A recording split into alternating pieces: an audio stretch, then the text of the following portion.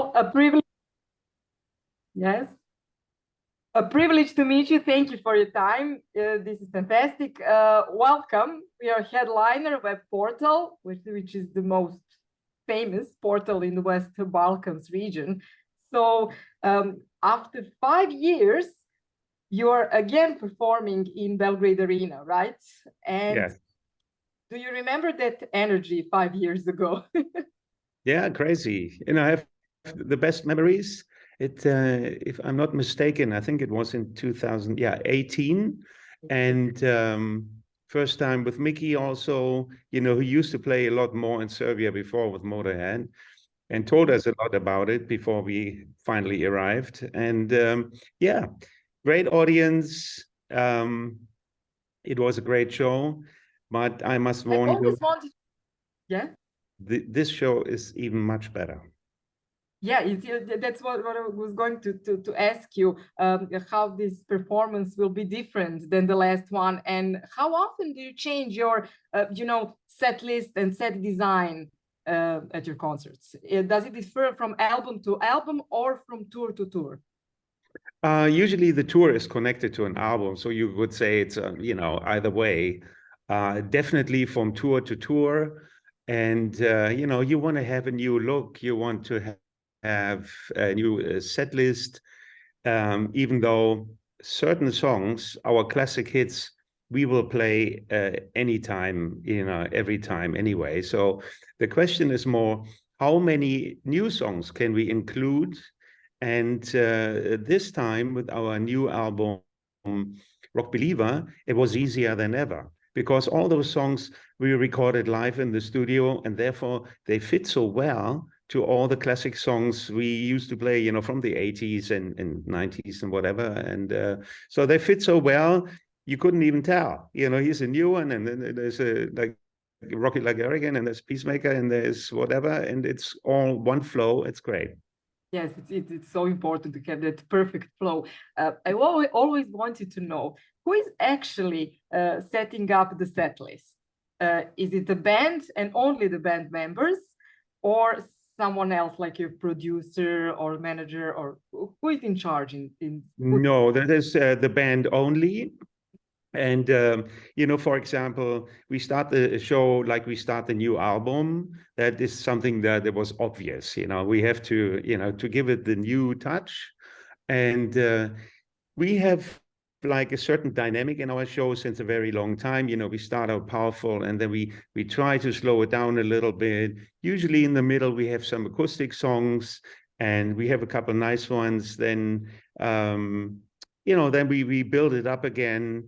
There is an instrumental break once in a while, and then the encores, of course, are like the biggest songs, like Still Loving You and Rocky Like a Hurricane and those. So that we have a certain formula, and it works well for us. And some of the breaks, like, an instrumental, we like include, so that gives the vocalist a break. Of course. And how about the stage effects? Because the hard rock music is always, involved with some special effects and so on. Do you have something? Yeah, we are not so much friends of pyro. We tried once, but we leave this to other bands. The air is so bad in the venue after pyro. Yes. It's terrible. Now we have, like, since a long time, are we using multimedia effects, the highest quality in LED walls, but this time we have even like a more almost like three-dimensional looking like content, and you will see light show in combination with all the screens and all the images that are moving. It is something really spectacular, and you could tell, like, since quite a few years, people, they are not only listening, they want to see something at the same time. This was, I think, invented late 90s with a DVD. You want to see something while listening, and this is what a live show is anyway. And now we are enhancing the visuals, and obviously, like, if you play bigger arenas, you don't want to bring your like focal glasses. You want to see your people like blown up, and so that's it is a great show. Okay, so I think this is enough to be hooked. If you know, for those who don't, if there are any who are not yet hooked, and to see to understand what will happen in the Belgrade Arena in June when you come to us. Going back in time, tell me, you know, the Scorpions band was launched in 1965, right? And Yeah. you joined them at the late 70s, right? 78, yeah, June 78. Actually, Yeah, June 1 week before the show in Belgrade, I am in the band for 45 years. Amazing. So Yeah. just like a jubilee in Belgrade celebrate. Yeah. Yes, amazing. So tell me, what ideas and visions did you have back then in your 20s, and what aspirations and goals do you have now? I mean, when I started out, I was in the very early 20s, like 22 or 21. And, you know, 30 was old, you know, from that perspective. On the other hand, no one had a plan B. So we were all so devoted and destined to play music and somehow, you know, be a band, play rock music and travel the world. Those were the ideas and the goals, but to actually do it and do it until today, that is something I think no one could imagine, you know, that this would last such a long time. I mean, we celebrated the 50th anniversary, and before you know it, in 2 years from now, it's already the 60th, which I got reminded the other day by a journalist. And I thought, oh, no. But, you know, then again, you notice yourself, time is flying like crazy. And before you notice, the next summer, and then it's only 1 year away. So chances are that we are celebrating the 60th anniversary as well. I mean, it was Rudolf who founded the band sometime in 1965, I think in November. You know, that's why we are counting it this way. It was called Scorpions, but it had nothing to do with the Scorpions later on, of course. You know, it was like a school band. But anyway, that is the beginning of it. And here we are, rocking you, Serbia. Yeah. Tell me, you mentioned Rock You Like a Hurricane. It was named one of the 40s, at the 40 greatest metal songs of all time, and it was named the best riff of the 80s, and so on. And you have, in a way, that's a classical hit, that's evergreen, I think, in hard rock music. But then in 2000, you have the new arrangement of that song with the Berlin Philharmonic Orchestra, right? Yes. And after that, again, a few years ago, we had this hugely popular TV series, actually Netflix series, Stranger Things, where we heard once again Rock You Like a Hurricane, and it was revived once again. How do you see these revivals of the well-known songs nowadays? Is that a good thing for a new generation of your audience? Yeah, I think so. I mean, if a song becomes a classic song, in this case, a classic rock song, it is most likely that it will survive like new waves of other music. And it helps, obviously, if it's revived through like a TV series or a commercial or a different artist doing a cover version, or usually those are not the hits, you know, it's always the original. But if we re-record it, then it has a new chance to become like more in your face again. And yeah, and also, you know, we are playing it live many times, and every single time, you know, people go crazy, even though they probably heard it 1,000 times while we played it 5,000 times. But it's just, you know, it triggers the same emotions for all the music lovers around the world, and that's a great thing. Yes, and it's amazing how you know, you can, you know, go with the time, because you have like new generation of kids that are totally in digital culture and listening to the very different kind of music. And then you have this series popular TV series that they're watching, and they hear the song and they're actually momentarily hooked to that. Yeah. Yeah, and it's, you know, we can see new media is so important for that revival of the well-known songs. that's very true. Yeah, social media is very important these days. Otherwise, I think we wouldn't see like younger generation in the first couple rows in front of the stage. I think it must come from that they've seen us on YouTube or in other series, and they want to check it out. So do you have a social network? The band does. I'm not in Facebook. I'm not in Instagram. To be honest, I have enough to do without that. Cool, yes, I believe so. Yes. You know, I don't know what else to do, and I don't know. It's we are so busy, you know, touring the world, doing this and that, and that, you know, that's no excuse not to follow trends. Sorry, that's not an excuse. Okay. So tell me, this is a question that I was asked, kindly asked to ask you from my editor-in-chief. He said that some prize-winning US journalist, Patrick Redden Keefe, had some podcast, and it was named after the song Wind of Change. And in that podcast, actually explored the conspiracy theory behind that songs. You know what I'm talking about for sure. Yeah. So how to put an end to that conspiracy theory that your hit Wind of Change was actually written by some talented author that comes from the CIA?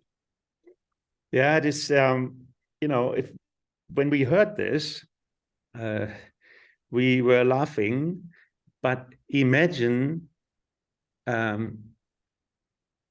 this would be true. What kind of power music has, you know, but, you know, we know it's not true, but the idea is funny. You know, it's very creative. And this journalist who also used to work for the New York Times, he made a big deal with it and his podcast. And I think he sold the rights and whatever. I heard some things about it. He was very good businessman, you know, very creative. But obviously, it's not true. When did those rumors started? Did they started right away after the single was published back in the 90s or later on? No, I think, let me see, it was before the pandemic. I called me up. He had an interview with Klaus, and then he called me later on, and we had an interview over the phone. And that must have been like 5 years ago, or maybe 6 years ago. It's not so long ago, but it was some a year or two. And again, we're talking about some sort of revival of the song, but in another context. Obviously. In another context, yeah. And I mean, he wanted to write a great story, because you know because people say the song is related like a soundtrack to like, you know, the collapse of the Soviet Union and all that, and he wanted to somehow create the idea that the CIA is behind that, which is obviously not the case. Talking about the spectacle in every single way. Yes. So hopefully, when the war in the Ukraine is over, will you go back to the original lyrics of the Wind of Change and you know, that's possible. And, you know, we are, in general, we are very sad that, you know, because of this terrible war, we can't play Russia anymore. We can't play the Ukraine anymore, where we played on the very regular basis for the last 30 years. And we have like millions of fans. I think we would be, or we were, or are one of the biggest bands in both countries. And so therefore, it's very sorry to see that, you know, it's not important that we can't play that at the moment. I'm sorry too about that, but you know, to see what kind of terrible effects this has on all the people on both sides, it's very tragic and very, very sad. And as a musician, you know, you can only say, hey, you know, it would be great if you could stop this bullshit. But Absolutely. but And we are not in the no position. boundaries. Yeah, and yes, exactly. Especially us, we played in over 80 countries, more than anybody else, I guess, in this world. And it's terrible to see this happening. If it's closer to us or further away, it doesn't even play a role. It is just terrible for all people involved. And I'm hoping this comes to an end. And if we are still around, we would be more than happy to play in both countries again. Right. Good to know. So you guys are from Hanover, right? And it's considered a very important business center of Europe. So back in, I think, 2007, you personally have renovated the old instrumental pawn shop, right? And you made like modern guitar store. And as a kind of musical gathering center, as I understood from the interviews. So you don't just sell guitars there, but you invite people to mingle, to meet up, and to like this musical cultural hub or something. So obviously, I also heard that you have branded your own whiskey. The band has its own whiskey, right?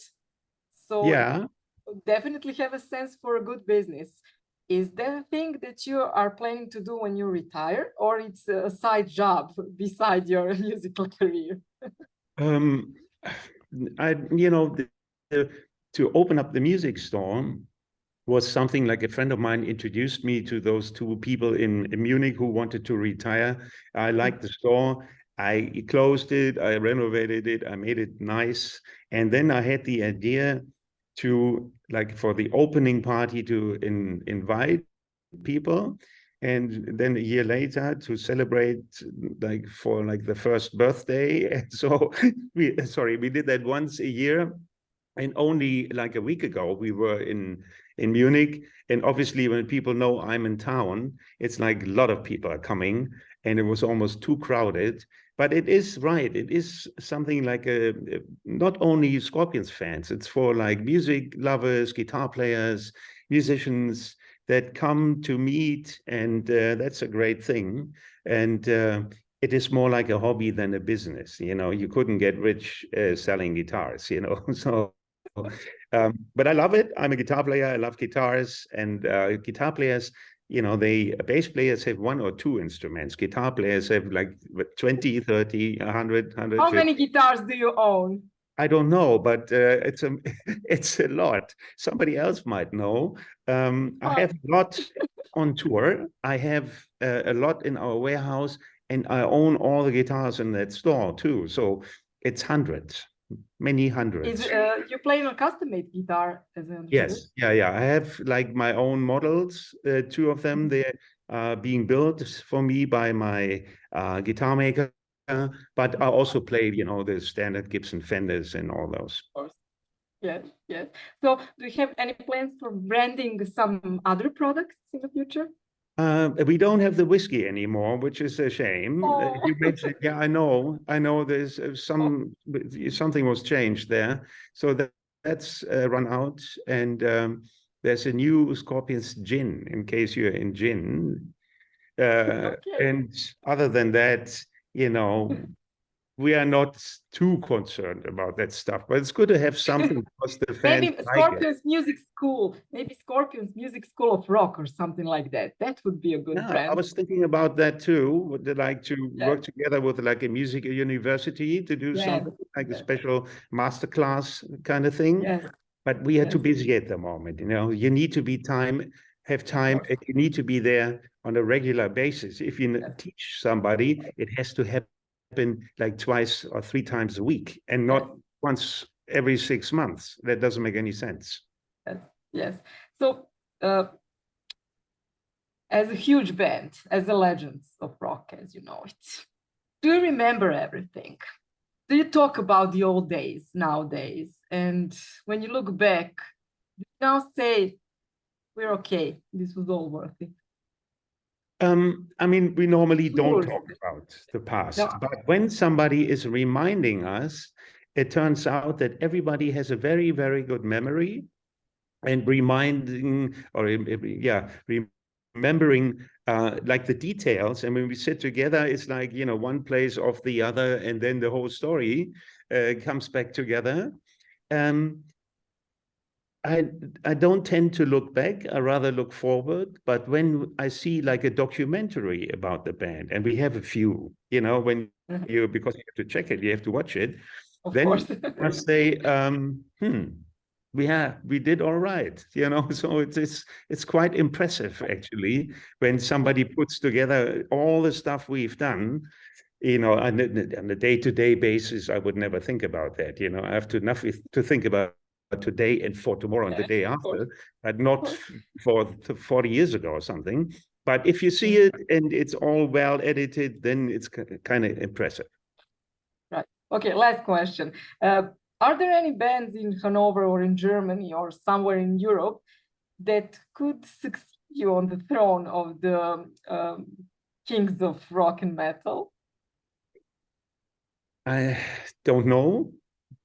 I don't see anybody at the moment, but you never know. There might be some kids somewhere in the garage practicing, and they're going to be the heroes for tomorrow. So at the moment, I don't see much. There's some American bands. I like to listen to Greta Van Fleet, for example. Yes, that's a great new band. It's a little bit like, you can hear the Led Zeppelin influence, but they're great. And there might be a few others. It's difficult to follow when you're yourself. I mean, you're on the road playing music, concentrating, playing the shows, traveling to at the same time also dig for, you know, new bands. Sometimes that happens. Greta Van Fleet, perfect. Yes, great example.